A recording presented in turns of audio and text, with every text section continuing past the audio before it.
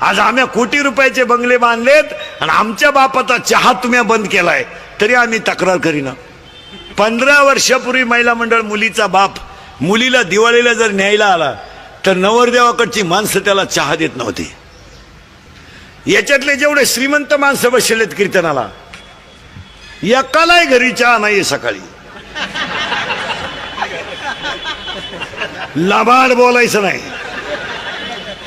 हे चहा घरी पिते नाही. लय दरिद्री श्रीमंत माणसं लय हलकट. हे फक्त कडक कपड्यानं झाकून जातात नाही तर लय भांगार. हे फक्त मोठ्याच बनवून झाकून जात नाही ते घरी चहा नाही पिती. हे सकाळीच हाटेल पुढं आणि चहा काय मोठ्याचा पितात काही गरीबाचा सुताराचा गावंड्याचा जे इटाराचा जात्यात त्यांचा चहा पिते. अशी दरिद्री बसत त्या खुर्चीवर आणि मग ते सुतार गावंडी फुगीर राहते. ते 300 रुपये रोजाचे माणसं. दादा चहा घ्या द्या. दादा नाव काय त्याचं दादा चहा घ्या ना द्या ना. आणि चहा प्याता प्याता दादा म्हणतो थोरल्या मुलांना आपल्या JCB घेतला का आला तुला खड्डा घ्यायला घेतला का घेतला तुला JCB. दरिद्र तुला चहाला पैसे नाही. अरे ते बिचारा इटाराच आहे जाते तरी 10 लोकांना चहा पाहिजे. ते ही श्रीमंत माणसं लय भंगार मारा. हे फक्त हाती पैशावाले असल्यामुळं आपण त्यांना काही म्हणत नाही ना तर त्यांना भेजे बिजे काय हे अडपटचे. ते फक्त लक्ष्मी त्यांच्या घरात असल्यामुळं आपण म्हणतो हे वांग काय त्यांच्याकडे. आजही तुम्ही गरीबाच्या घरात जा. ही आमची शेतकऱ्याची बाई आहे.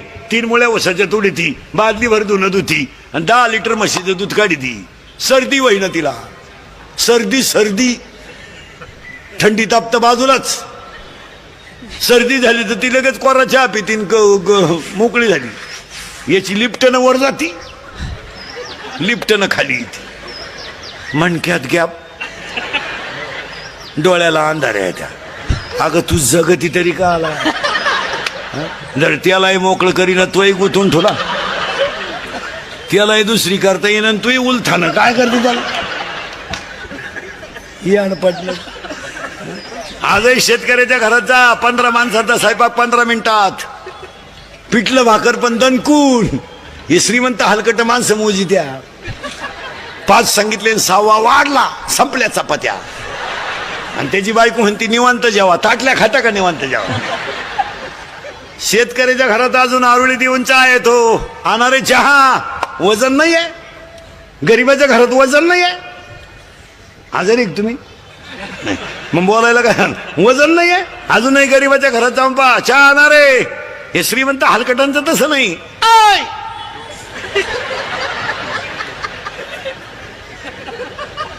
खिडकी जवळ जात अरे सांग ना 2-4 काय मुळ्यात दुखत होतं सांग 2-4. आणि मग ते मॉडेल येतं चहा घेऊन केस बिस मोकळे सोडेल गाऊन बिवून घालेल. बा बा बा बा बा बा बा बा बा. आपल्याला वाटतं जोडून आमुषा आणि काय ना आज जोडून.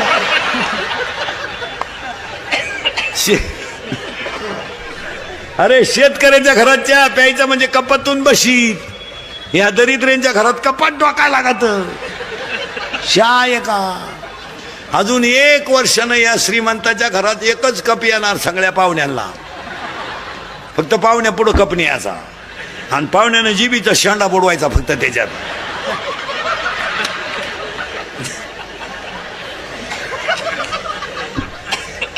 आणि मग ही श्रीमंत माणसं गमेंटीत जगात आहे मरती नाही. नुसते पडेल खाटाव नुसतं पाहतो पाहुण्यांक.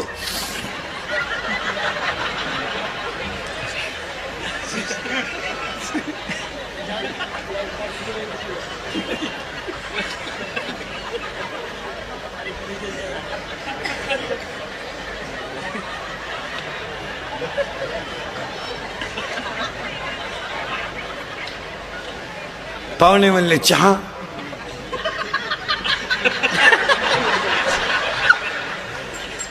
दूध थोडी दारू.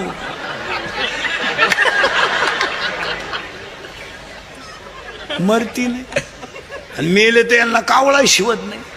भाषण करणारे कटाळे कावळाची. एक महाराष्ट्र शासनाचा कर्मचारी मेला.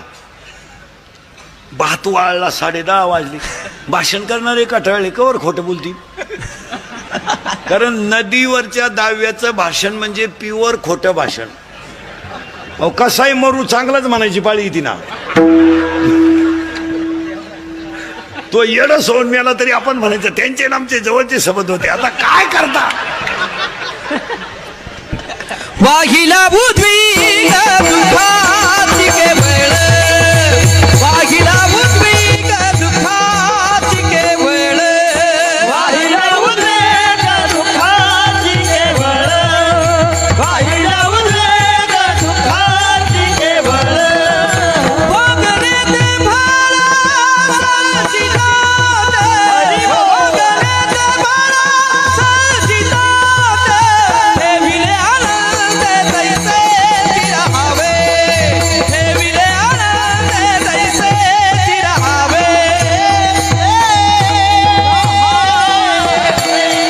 महाराष्ट्र शासनाचा कर्मचारी मिळाला कावळाच येईन. भाषण करणारे कटाळे कवर खोटं बोलतील. प्रवचनकार आहे कटाळा कवर सांगन काय. मग एक जण म्हणला इकडे ही नोकरीला कुठं होतं म्हणला.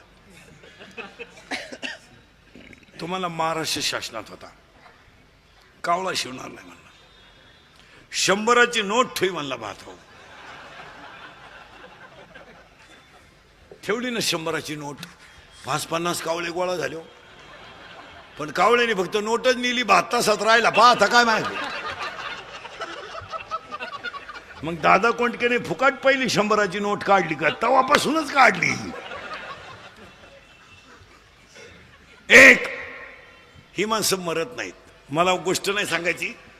सरकारनं आणि आईबापाने मुली किती मोठं नेऊन ठेवल्या त्याचं सगळ्यात मोठं ज्वलंत उदाहरण अरे बाई. त्यांच्या वाढदिवसाला इंदुरीकडचं कीर्तन ठेवलं म्हणल्यावर त्या माणसाला 100 वर्ष ब्याव नाही. आपलं कीर्तन जर वास्तुशांतीला ठेवलं तर वर्षात 2रा बांगला होतो. ज्यांनी ठेवला असतील त्यांना अनुभव घ्या. जर दुकानच्या उद्घाटनाला ठेवलं तर वर्षात 2रं दुकान होतंय. जर वाढदिवसाला ठेवलं तर माणूस 100 वर्ष जगतोय. आणि जर लग्नाला ठेवलं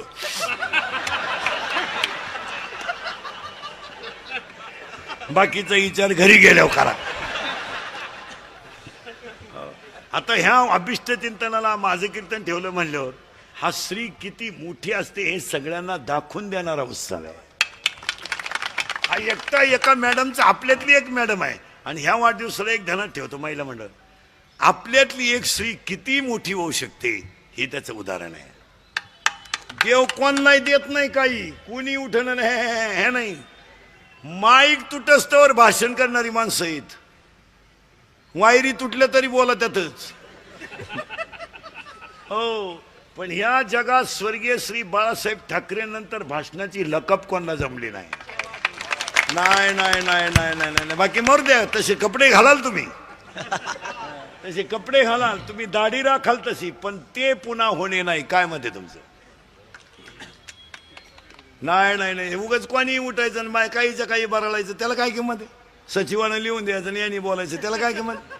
तुम्ही तुमच्या त्या माणसांच्याकडे तुम्हाला आता आमच्यापेक्षा तुम्ही जाणकार आहेत. बाळासाहेब ठाकरेंच्या व्यासपीठावर कधी तुम्हाला टाचन दिसलं का कागद.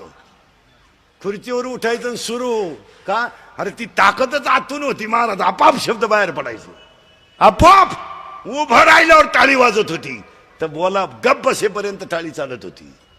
का त्या वक्तृत्वात ताकद होती. वा. ते काय असं कोणी उठायचं. ते काय 15 ऑगस्टचं भाषण आहे का 4थीच्या पोरांना. इंग्रजांनी देशावर अन्याय केला तुझ्या इतका नाही केला. बघ त्यांनी केला.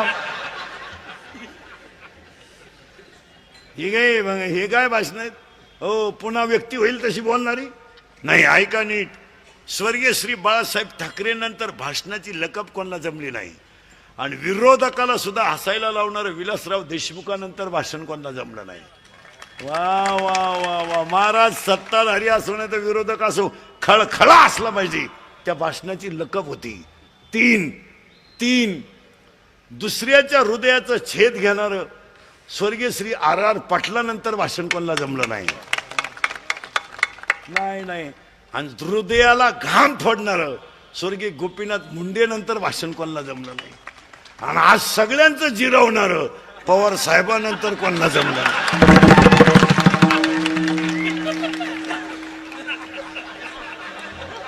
नाद खुला, नाद खुला.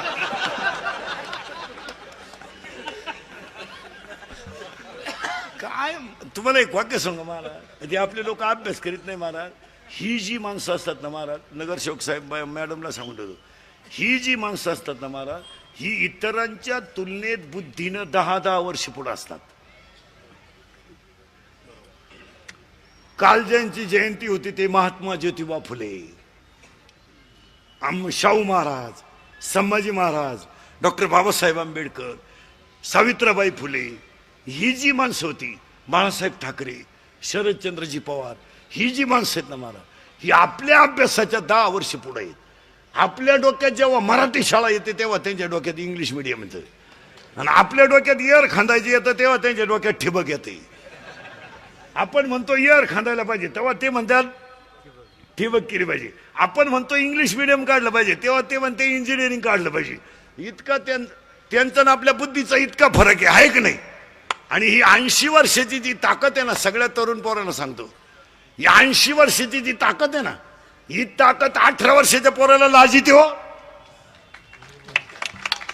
18 तरुण पोरांनी पवार साहेबांकडून एकच घ्यायचं महाराज, 80 वर्षात त्या माणसाकडे इतका उत्साह आहे. 80 अक्कल बंद होती माणसाची. 80 तुम्ही बुद्धिमान, तुम्ही हसण्यावारी गोष्टी नेऊ नका. त्या माणसाकडे वय 80 वर्ष आहे पण चैतन्य 28 आहे. महाराज कोण प्रवास करतं काय बोलायच्या गोष्टी सोप्या आहे का. इथं 2 दिवस आळंदीला आला तर 3 दिवस उठला नाही. तकलीफ झाली, तकलीफ झाली, तकलीफ झाली. तुम्ही बारीक अभ्यास करा, तुम्ही मी.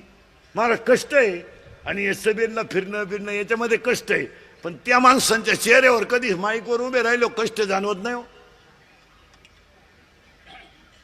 आपल्या सगळ्या तरुण पोरांनी तो पक्षभिक्षा मरू दे, त्याच्याशी काय आपल्याला घेणं नाही. आपला काय राजकारण हा आपला पिंड नाही. तुम्ही म्हणाले एकाच माणसाचा प्रचार करतो, बावळाट पण आहे हा. मी सगळ्या पक्षाचा निष्ठावंत कार्यकर्ता आहे. आपलं असं आहे सगळ्यांना समान. ते राष्ट्रवादी, काँग्रेस आणि सेना आणि भाजप ते आपल्या बजेटमध्ये बसत नाही. ते तुमचं तुम्ही झक मारा तिकडे.